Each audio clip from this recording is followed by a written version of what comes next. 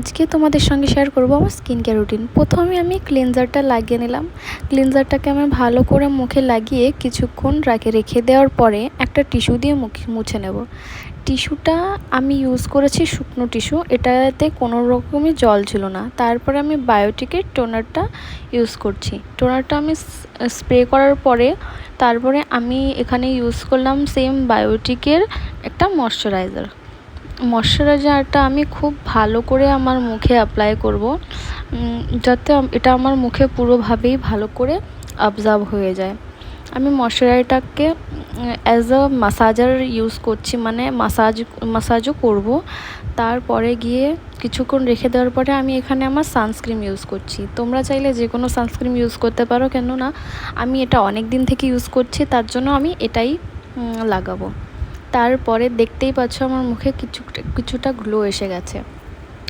এবার আমি আমার ফাইনাল লুকটা রেডি করব। তো ফাইনাল লুক তো আমার টিপ ছাড়া একদমই চলবে না। তারপরে গিয়ে আমি জুডিও থেকে এই লিপ গ্লোসটা কিনেছিলাম। আজকে আমি আমার লুকটা একদম নর্মাল রাখছি, তার জন্য আমি এখানে লিপস্টিক লাগাবো না, শুধু হালকা করে লিপ গ্লোস লাগিয়েছি। এই যে আমার ফাইনাল লুক, তোমাদের কেমন লেগেছে?